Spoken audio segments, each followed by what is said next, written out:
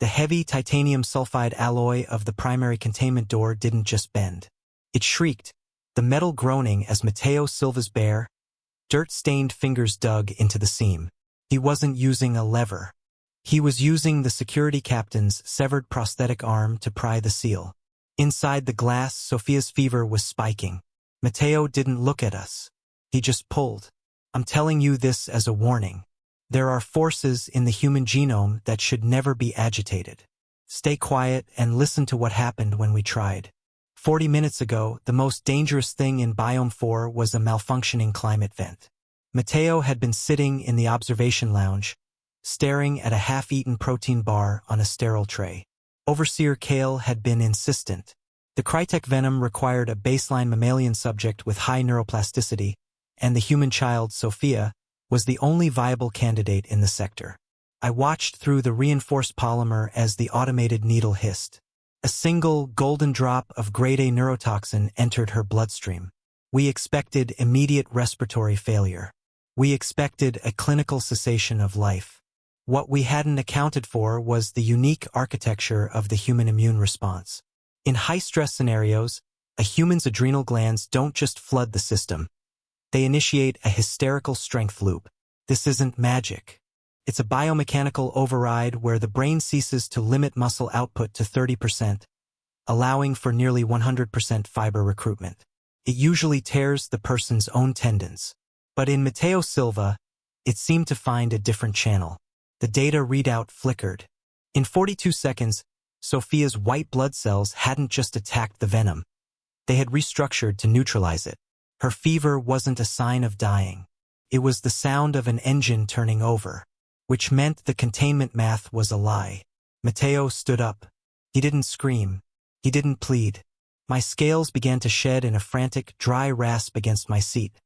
A cloud of fine gray dust coating my console as his eyes locked onto Overseer Kale. The lemon disinfectant in the air suddenly felt suffocating, masking the smell of ozone coming from the door's magnetic locks. "Let her out," Mateo said. His voice was a low vibration that rattled the diagnostic sensors. Kale didn't listen. He increased the containment pressure, convinced that the anomaly was a data error rather than a biological reality. Outside the glass, Mateo's breathing changed. A rhythmic, heavy thrumming pushed his heart rate into the red zone. Beneath the observation deck, something shifted. Then came the first impact. Mateo didn't use his fists at first. He walked to the security station and simply tore the reinforced mounting from the floor. He moved into the space of the first responding guard with a velocity that bypassed my processing speed. Overseer Kale's toxic secretions were turning so acidic they began to smoke against the deck plating. His greed for the data finally being eclipsed by a cold, reptilian realization. "He isn't using tools," I whispered, watching the screen as Mateo disarmed the second guard. "He is using our guards as tools." The guards were irrelevant. Mateo moved with a terrifying economy of motion, his cargo pants snagging on a jagged piece of a shattered terminal as he bypassed the secondary locks. He didn't use the keypad. He simply reached into the wiring harness and pulled until the copper screamed and the circuits fused under the raw friction of his grip. Because adrenaline doesn't follow a spreadsheet. Overseer Kale tried to activate the floor-mounted shock grids, but the human didn't even flinch when the blue arcs danced across his skin. His nervous system seemingly too overloaded with purpose to register the agony of 5,000 volts.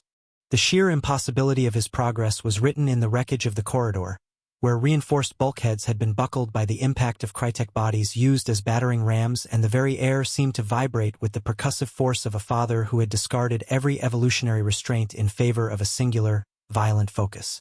I watched the security feed as he dismantled the final automated turret. He didn't hack it. He grabbed the barrel and twisted the steel until the servos popped like dry twigs. We had spent years studying human biology, categorizing their limitations and their fragile frames, yet we had overlooked the one variable that defies quantification. The love of a parent is not a data point. It is a kinetic weapon. And then we were back to the scream of prying metal. The titanium sulfide door, that same slab of impenetrable defense from my nightmares, groaned under the pressure of Mateo's hands as he used the captain's prosthetic like a crowbar. The screech of the alloy was a physical assault on our ears, a sound of the impossible becoming mundane through sheer, fatherly spite. One final, bone-deep heave and the seal snapped, the atmosphere of the lab venting into the hallway with a sharp, cold hiss that smelled of sterile ozone and failure. He didn't hesitate. Sophia was trembling on the cot, her small hands clutching the stuffed bear she'd been allowed to keep through the ordeal.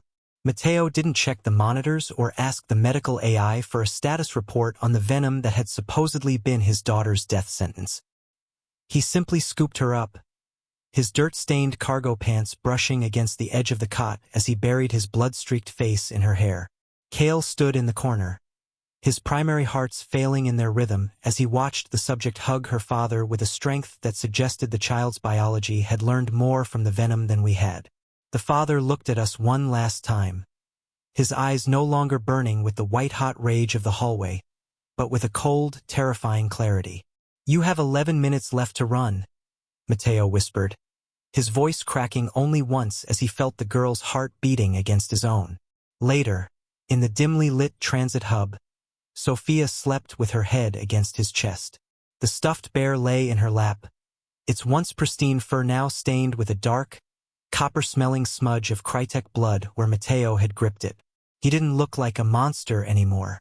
He just looked like a tired man holding a patch toy.